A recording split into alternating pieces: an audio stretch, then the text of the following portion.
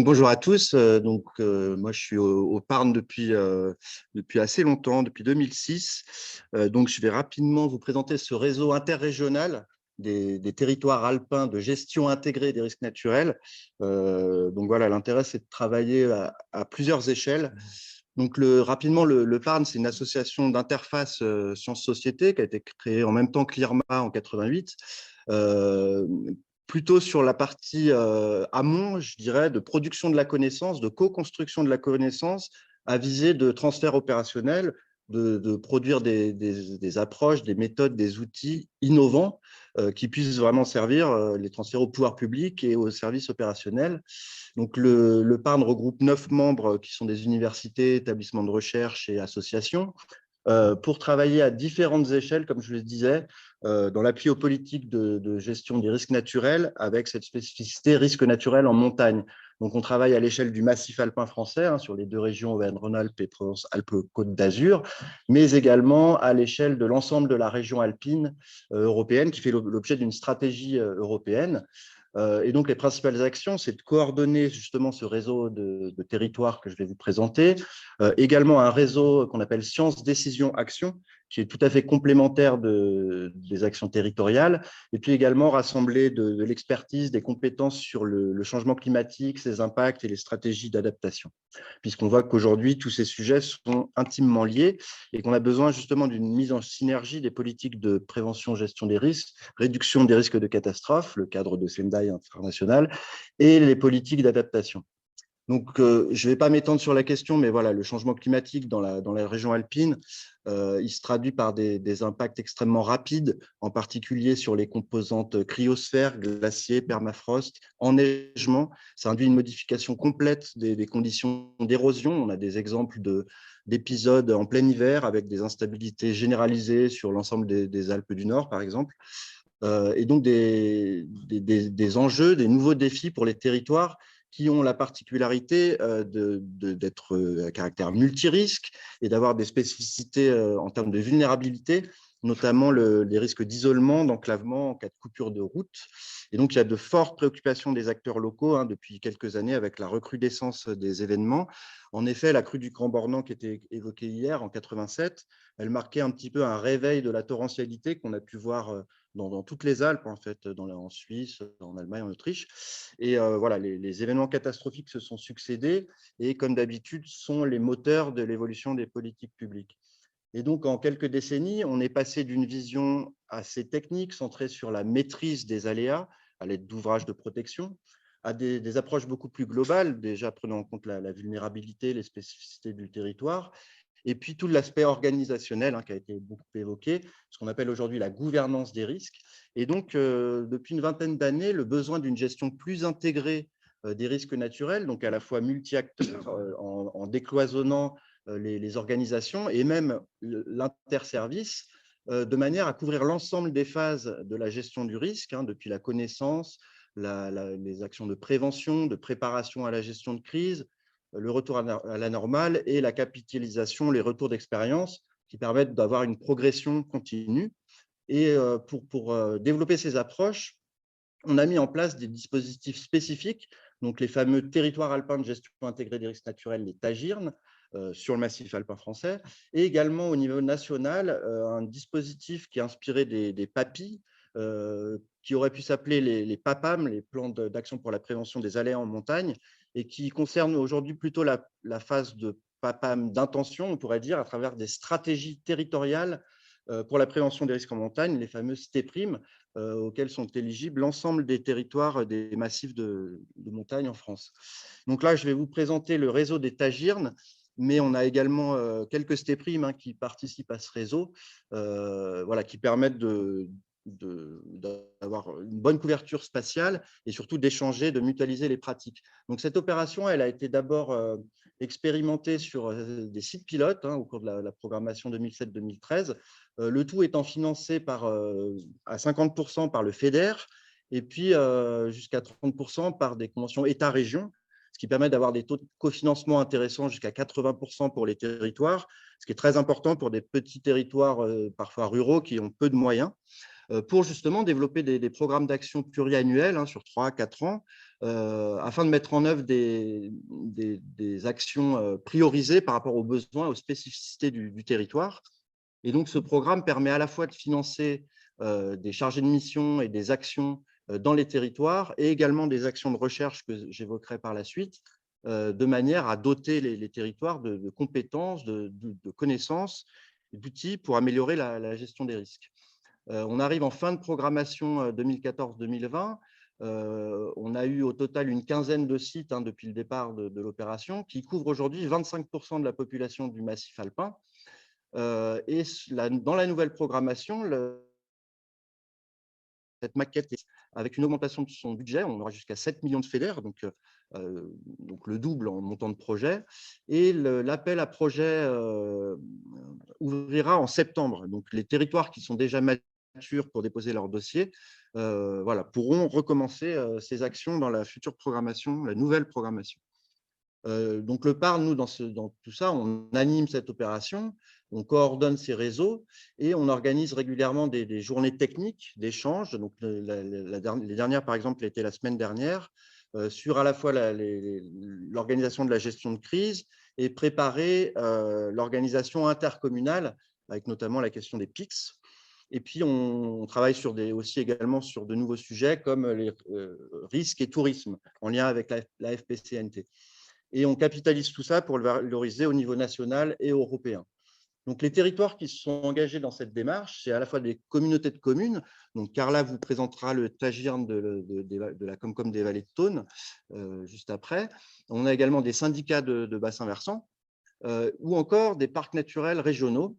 Donc, les types d'actions qui sont mis en œuvre, comme je l'ai dit, c'est à la fois les connaissances amont, l'organisation des acteurs et des organisations, également des mises en place de suivi, de surveillance et de systèmes d'alerte aux populations, la gestion des dispositifs de protection, et bien sûr l'information, la communication, la sensibilisation des populations à la fois locales et touristiques, ce qui est éminemment important dans ces territoires voilà, qui sont éminemment touristiques et dont l'économie voilà, est basée bien souvent sur le tourisme. Et donc aujourd'hui, on a un catalogue d'expériences mutualisées. C'est tout l'intérêt de ce réseau. Donc, je vais vous présenter rapidement quelques exemples, à commencer par le SMIAGE, le syndicat Maralpin de gestion des eaux, qui s'est équipé justement avec des outils à la fois de vigilance et d'alerte, donc l'outil Predict et l'outil GDICOM avec un automate d'appel téléphonique, et qui avait, dans son programme d'action de GIRN, réalisé des exercices de gestion de crise 2 semaines avant la tempête Alex. Et le retour d'expérience, c'est que ça leur a permis d'être un petit peu plus efficient dans l'alerte, puisque le fait de se connaître les procédures, de savoir comment agir, de savoir où trouver l'information, voilà, je ne vous apprends rien, c'est absolument essentiel. Et donc, en plus de ces actions, il y a tout un ensemble de formations qui sont développées avec un appui aux communes. Donc, c'est quelque chose voilà, qui devient classique pour les EPTB. Mais voilà, c'est quelque chose qui fonctionne vraiment très bien. Et on a vu à quel point les enjeux nécessitaient ce type d'organisation. Deuxième exemple sur lequel je ne vais pas m'étendre, c'est la Comcom de la vallée de l'Ubaye, qui a installé un système d'alerte global basé sur de l'instrumentation du bassin versant. Ce sera présenté dans l'atelier B2 cet après-midi par Rémi Benamias, chargé de mission GIRN, sur voilà, cette notion de raccourcir le temps de l'alerte, puisque, comme on l'a dit, on a des phénomènes acides, donc il est essentiel d'avoir une alerte fluide et rapide. Et puis, troisième exemple, le TAGIRN de la métropole de Grenoble. Donc là, on est dans un contexte quand même très particulier également, puisque bien sûr, on a le contexte montagne, multirisque, inondations, feux de forêt, chute de blocs, etc. Mais avec des densités de population voilà, extrêmement comparables aux autres métropoles. On n'est pas du tout dans la même situation que dans les petites communautés rurales des têtes de bassin. Et là, une des actions principales de la stratégie de résilience de la métropole, c'est vraiment d'inscrire cette prévention des risques dans la planification territoriale à travers une opération d'aménagement et de programmation intégrée à leur plan local d'urbanisme intercommunal, avec des recommandations sur la prise en compte des inondations et la construction, l'aménagement résilient, en prenant bien en compte les lignes d'eau. Et ça, c'est quelque chose d'assez innovant. voilà, qui sous-tend ensuite toute l'organisation de la collectivité pour faire face aux crises, avec également des réflexions sur l'organisation de l'astreinte. Donc, dans des services métropolitains, c'est sûr qu'il y a beaucoup de préparation avec des différents services qui commencent à être également cloisonnés. En fait, dès qu'une organisation grossit, c'est difficile. Donc, ça suppose vraiment de travailler sur cette organisation. J'ai apporté quelques plaquettes que vous trouverez en bas devant les kakémonos sur la GIRN, qui donnent quelques exemples concrets sur les actions mises en place dans les territoires. Et comme je l'ai dit, toutes ces actions territoriales s'appuient également sur le développement de projets de recherche-action à visée appliquée qui sont co-construits, portés par des scientifiques pour répondre à des besoins spécifiques des acteurs locaux. Ça peut être sur la connaissance, la quantification des matériaux mobilisables par un torrent lié à un glissement de terrain pour dimensionner une plage de dépôt et la réponse organisationnelle. Y compris à travers des exercices où on prend en compte les scénarios issus de ces travaux de recherche. Ça peut concerner la dégradation du permafrost dans l'ensemble du massif alpin, qui induit également de nouveaux risques, ou encore la communication, le travail sur la qualification de la résilience. C'est un problème complexe, les indices de résilience, surtout dans des contextes multirisques. Et puis, on organise également des séminaires, des rencontres transversales qui rassemblent les élus, les techniciens, les scientifiques pour faire matcher les besoins opérationnels territoriaux et les pistes de recherche appliquées qui pourraient permettre de répondre à ces besoins spécifiques. Donc ça vous sera présenté également par ma collègue Karine Pesser dans l'atelier de cet après-midi à partir de 16h30. Dernier point, on s'inscrit dans une logique de coopération territoriale, comme vous l'avez compris, à la fois à l'échelle du massif alpin, en mettant en lien les collectivités, mais également en bénéficiant de tout le travail qui a été réalisé depuis les années 90 dans les programmes de coopération transfrontalière, donc franco-italo-suisse, avec aujourd'hui la constitution d'un réseau des acteurs à la fois de la prévention, qui a rejoint le réseau des acteurs de la gestion de crise, donc les SDIS et la protection civile italienne, et qui a travaillé depuis des années sur l'amélioration de la connaissance, la caractérisation, différents services, et qui aujourd'hui, dans un programme qui s'appelle un plan intégré thématique sur les risques, le PITEM risque, a vraiment mis l'accent sur la communication qui a été identifiée depuis des années comme le maillon manquant pour justement développer cette fameuse culture du risque, aussi bien dans les acteurs locaux qui seront décideurs demain dans la crise, et aussi dans les populations. Donc voilà, on inventorie aussi un peu tous les résultats de cette recherche. On a des bases de données là-dessus sur le site du Parn. Et le deuxième volet, c'est la coopération transnationale, puisque, comme je le disais, il y a aujourd'hui une stratégie de l'Union européenne pour la région alpine à laquelle on participe. Il y a un groupe d'action qui est dédié à la gouvernance des risques et de l'adaptation au changement climatique. Cette stratégie a été présidée par la France en 2020 et 2021, avec mise à l'agenda politique du développement de cette gestion intégrée des risques à travers la mise en réseau des territoires. Donc, on s'inscrit totalement dans cette logique. Et puis, un accent également mis aujourd'hui sur le recours aux solutions fondées sur la nature, que ce soit des forêts de protection contre les chutes de pierres, les risques gravitaires, ou également pour leur rôle de régulation hydrologique, qui est largement reconnu, en particulier pour les forêts alpines. Donc voilà, on a différentes manifestations qui seront organisées sur cette thématique. Il y a également de la coopération dans le cadre de la Convention alpine, qui, elle, est un traité international entre les États. Donc voilà, le ministère le MTE aussi participe également à cette coopération. Ensuite, on essaye de capitaliser toute cette connaissance développée à l'échelle européenne pour la capitaliser, la transférer, la répliquer à l'échelle des territoires, parce que c'est bien le but que tous ces outils, toutes ces connaissances qui sont développées soient vraiment appropriées à l'échelle locale. Et donc, c'est ce que va vous présenter Carla sur la Comcom de la vallée de Thône. Et on prendra les questions après. Merci.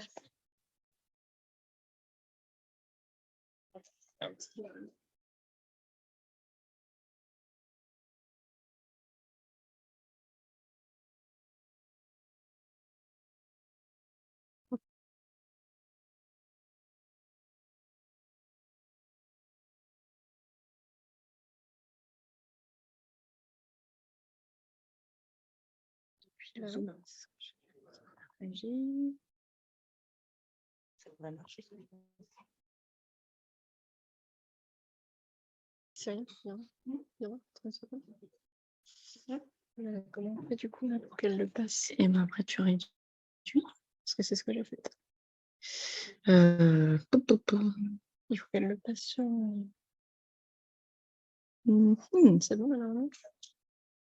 Oui. Bonjour à tous. Du coup, moi, je vais vous présenter un peu concrètement comment la démarche de GIRN qui a été présentée par Benjamin, elle se traduit sur le territoire de la communauté de communes des Vallées de Thônes. Donc, en fait, la communauté de communes des Vallées de Thônes, voilà, je vais vous présenter là. C'est la communauté de communes dont le Grand Bornand fait partie. Donc, c'est le territoire sur lequel vous êtes aujourd'hui. Et nous, on a intégré donc la démarche de GIRN en 2020, donc pour 3 ans. Donc, voilà, la CCVT, donc c'est 12 communes pour environ 19 000 habitants, un petit peu plus, pour une superficie de 350 km² et qui s'étage de 500 mètres en vallée jusqu'à 2750 mètres d'altitude au sommet de la pointe percée dans les Aravis. Et du coup, là, en fait, ici, on a vraiment la spécificité de territoire de montagne avec une situation multirisque et avec notamment une cinétique rapide pour les événements et aussi toute une population touristique assez importante, surtout dans les stations comme au Grand Bornand et à la Clusaz. Donc voilà, donc les élus, ils ont souhaité s'intégrer à la démarche de GIRN en 2020.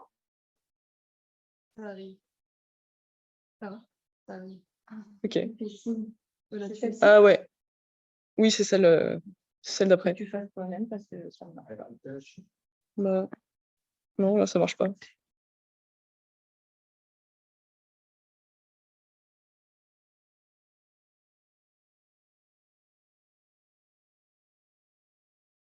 Désolée. Une présentation, après ça marche. Ouais, donc du coup, voilà, et donc la CCVT, je ne l'ai pas dit, mais c'est aussi 3 bassins versants différents. Donc principalement le bassin versant du Fier. Donc, donc pour ça, on passe plutôt avec le SILA, le syndicat intercommunal du lac d'Annecy. Sur le Grand Bornand, c'est le bassin versant de l'Arc, donc avec le Born, qu'on a juste derrière. Et puis on a aussi le bassin versant de l'Arly, sur le sud du territoire. À gauche. En plein écran. Je teste. Ouais, vas-y. Mais du coup, on met en plein écran. Mais si. Problème.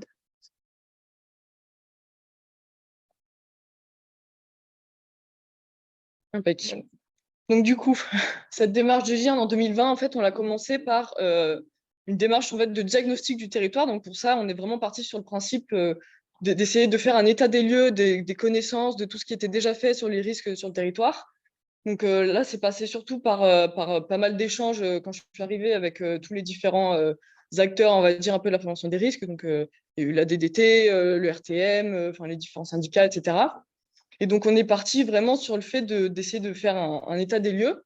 Donc, en partant d'abord sur l'axe un peu aléa. Donc, après, déjà, ce qu'on a vu hier sur une des présentations, c'est que la communauté de communes des Vallées de Thônes, elle est couverte par. Les 12 communes sont couvertes par un PPR approuvé. Donc, on avait déjà un peu de la connaissance sur le territoire. Et donc, en traitant un peu le côté aléa, on peut voir ressortir, par exemple, sur la carte qui est là, une superposition des aléas. Et on voit qu'il y a pas mal de zones qui sont concernées par 2, 3, voire 4 aléas, voire plus. Donc, voilà, il y a vraiment une dimension multirisque sur le territoire avec une grande majorité des zones qui sont concernées par des aléas moyens à forts, et surtout par tout ce qui concerne les inondations, coulées de boue et les mouvements de terrain. Donc avec ce principe-là, en fait, les élus ont vraiment souhaité se lancer dans la démarche de GIRN pour avoir une démarche un peu globale, multirisque, et aussi pouvoir mettre en place des actions qui soient vraiment un peu qui s'approchent des spécificités du territoire. Donc après, le diagnostic, il a aussi un peu traité le côté enjeu pour essayer de localiser en fait en fonction des différents enjeux humains. Après, il y a aussi économique, etc. en fonction des zones d'aléas pour essayer d'identifier vraiment les zones de risque où on a vraiment une vulnérabilité plus accrue du territoire. Donc là, par exemple, à droite, on a un zoom sur la carte des enjeux avec le centre-ville de Thônes. Alors pour ceux qui viennent à la visite de demain matin, justement, ça sera sur le chantier des travaux du Non. Parce que là, en fait, les enjeux, ils sont pas mal concernés par l'aléa inondation du Non. Et en ce moment, on a lancé des travaux de recalibrage du nom pour réduire ce risque d'inondation. Donc voilà, petite aparté. Donc là, c'est aussi pour illustrer qu'on a aussi identifié un peu tous les enjeux économiques qui étaient situés en zone d'aléa, moyen, fort, etc., pour essayer d'avoir déjà cette connaissance-là. Et on voit aussi qu'il y a donc, en localisant toutes les portions de route qui sont concernées par des aléas forts, on voit aussi une spécificité des territoires de montagne, c'est qu'en fait, on a pas mal de zones qui sont concernées, avec les routes concernées par des zones d'aléas forts, de plusieurs aléas différents. Et du coup, ça implique qu'on a un risque d'isolement aussi de certains hameaux, voire de certaines communes. Donc voilà, et tout ça, c'était à prendre en compte dans le diagnostic. Ce diagnostic a vraiment été construit un peu de manière partenariale et qui a aussi été construit en fait en rencontrant chaque élu, chaque maire, pour que eux aussi ils puissent nous donner leur propre ressenti, puisqu'en fait, ils ont vraiment la connaissance du territoire. Donc, c'était vraiment pour ensuite aussi recueillir leurs besoins et pouvoir construire le plan d'action de manière, enfin, il a été co-construit en fait. Donc du coup, on a ciblé plusieurs axes différents. Bah, d'abord, il y a l'appui aux communes, bah, ça a déjà été dit, mais sur tout ce qui est, bon là c'est un peu, c'est dit, aide à la réalisation et amélioration des dispositifs de gestion de crise et documents d'information préventive. En fait, en traduction, c'est les PCS et les DICRIM. Parce qu'effectivement, en fait, il y a pas mal de communes qui ont pas forcément, qui avaient un PCS, mais bon voilà, qui n'est pas forcément opérationnel ou qui n'en avait pas du tout, malgré qu'il y avait l'obligation. Donc voilà, on a pas mal travaillé sur ce côté-là pour pouvoir aussi commencer à réfléchir au côté plan intercommunal de sauvegarde. Ensuite, on a ciblé un axe de préparation à la gestion de crise. Donc ça, c'était vraiment une demande des élus, avec l'animation d'exercices de gestion de crise. Bon, je vais en parler après. L'acquisition d'un système d'alerte, etc. Le troisième axe, c'était de faire émerger une culture du risque auprès de la population. En fait, c'est tout ce qui a déjà été dit précédemment par Benjamin, hein, mais voilà, c'est les différents axes de la gestion intégrée des risques. Et ensuite, il y a une dernière action territoriale avec le suivi du volet prévention des inondations de la GEMAPI, qui s'est fait en fait surtout sur le bassin versant du Fier, puisque la CCVT avait gardé la compétence travaux de la GEMAPI, donc sur ce bassin versant, qui a été transféré en début d'année. Donc là, je vais vous montrer quelques exemples un peu concrets de ce qui a été fait depuis le début. Donc par exemple, ça, c'est un DICRIM, la réalisation d'un DICRIM simplifié. En fait, c'est même pas forcément un DICRIM, c'est même un document d'information sur les risques majeurs, bon, là, qui est adapté à l'échelle communale, mais qui a été réalisé par la CCVT. Donc là, on comprend pas très bien, mais en fait, c'est un livret recto verso en 3 feuillets qui est vraiment très simple à diffuser. Et le principe, c'était en fait vraiment que on retrouve les mêmes risques sur les différentes communes. Mais normalement, le DICRIM, c'est un document d'information qui est en fait assez long avec des cartes, etc., qui n'est pas forcément facile à diffuser. Donc là, l'objectif, c'était de le synthétiser et d'en faire une maquette un peu intercommunale pour pouvoir ensuite faciliter la diffusion. Donc celui-là a été diffusé dans les boîtes aux lettres à Thônes, mais il peut aussi être inclus dans les bulletins municipaux, etc. Deuxième grande action pour ce qui concerne la préparation à la gestion de crise, c'était la mise en place d'un système d'alerte à la population sur le territoire. Donc là, il y a pas mal de communes en fait qui n'avaient pas de système d'alerte du tout. Du coup, on est passé sur, on a fait l'acquisition d'un système d'alerte, un outil en fait d'automate d'appel qui permet d'envoyer massivement des SMS, des messages vocaux, etc., des mails aussi. Et donc ça, c'est vraiment la CCVT qui a fait l'acquisition de ce système et qui le met à disposition des communes qui étaient intéressées, donc qui n'avaient pas encore de système. Donc là, c'est 10 communes sur les 12 de la CCVT qui passent par ce système d'alerte maintenant. Et en fait, c'est la CCVT qui a pris en charge les coûts et les communes prennent juste en charge les coûts de communication pour les campagnes d'appel. Sinon, on a pris en charge le reste des coûts. Et du coup, il y a 2 référents système d'alerte qui ont été désignés dans chaque commune et qui ont été formés. Il y a eu une formation un peu au niveau intercommunal en septembre. Et ensuite, il a été lancé donc, en octobre avec la possibilité de s'inscrire en ligne. Et le prestataire nous a aussi fourni tout ce qui est annuaire universel. Donc voilà, pour l'instant, c'est en train de se développer. C'est vrai que c'est un peu difficile de motiver aussi la population à s'inscrire. Donc on est en plein dans les campagnes de communication, dans la presse, il y a pas mal de moyens différents. Mais du coup, ça, c'était les premières actions. Ça, c'est aussi une des grandes actions qu'on a réalisées cette année et qui s'inscrit un peu dans ce qui s'est dit précédemment. En fait, on a fait une formation des élus à la gestion de crise. Donc, c'est une action qui a été montée en partenariat avec le SDIS de la Haute-Savoie, qui, eux, ont aussi un programme européen, donc le programme MUSAR. Et donc, dans ce cadre-là, en fait, on a co-organisé cette formation qui était à destination des élus principalement, mais aussi des agents, et qui s'est tenue en mai, donc en 2 sessions. En fait, il y a eu 2 modules, un module un peu théorique, on va dire de 2 heures, où on a réuni les différents acteurs de la gestion de crise sur le territoire. Donc, on avait notamment un représentant du site PC de la préfecture, on avait un représentant, il y avait la chef du RTM de Haute-Savoie, il y avait forcément, les pompiers étaient représentés avec le chef de groupement de la compagnie d'Annecy, mais aussi des représentants plus locaux des différents centres de secours. On avait aussi les gendarmes, donc pareil avec le commandant du groupement d'Annecy et aussi des gendarmes plus locaux de la brigade de Thônes. Enfin voilà, on avait différents intervenants et en fait là le principe c'était vraiment que ces intervenants ils présentent leur rôle, leur service dans la gestion de crise pour que les élus puissent en fait, pour que ça soit plus clair pour les élus. Et l'idée c'était de faciliter en fait la rencontre entre ces différents acteurs pour qu'ils puissent échanger, pour que, enfin c'est un peu bête, mais qu'ils puissent rentrer directement les numéros dans leur téléphone portable et qu'en cas de crise on ait facilité déjà la cohésion et on ait facilité les échanges. Et après on a aussi fait quelques rappels sur tout ce qui était un peu réglementaire, etc., les obligations du maire. Et ensuite, il y a eu une deuxième session plus opérationnelle de 4 heures. Donc là, c'est toujours avec l'aide des pompiers et des gendarmes, où en fait, on a fait pendant 4 heures des exercices opérationnels de mise en situation pour les élus et les agents, où en fait, on avait 4 groupes différents, donc deux groupes d'élus et d'agents qui réfléchissaient au scénario de crise qui pouvait se passer sur le territoire, mais ce n'était même pas que les risques naturels, c'était aussi pollution du réseau d'eau, etc. Donc eux, ils réfléchissaient vraiment à ce qui pouvait se passer, et en fait, c'est eux qui créaient le scénario c'est eux aussi qui créaient tous les injects. Et après, on avait deux groupes qui jouaient ces scénarios, donc qui s'étaient répartis les rôles et qui devaient gérer cette crise. Et ensuite, ces groupes-là, ils ont inversé, donc tout le monde a joué tous les rôles. Et ça, quand ça s'est terminé, en fait, tous les acteurs et tous les intervenants étaient vraiment très contents et satisfaits de ça. Et effectivement, même au niveau du SDIS, ils nous ont dit qu'ils souhaitaient presque rendre ça plus régulier et essayer de l'étendre aux différents EPCI parce qu'en fait, l'échelle de l'intercommunalité, c'est beaucoup plus simple pour mettre en place ce genre d'action. Et ma dernière diapo, donc c'est aussi donc, le côté l'axe pour faire émerger une culture du risque. Où, du coup, au niveau de la CCVT, on met aussi en place des actions de sensibilisation. Voilà, notamment cette année, ça a été plutôt des scolaires.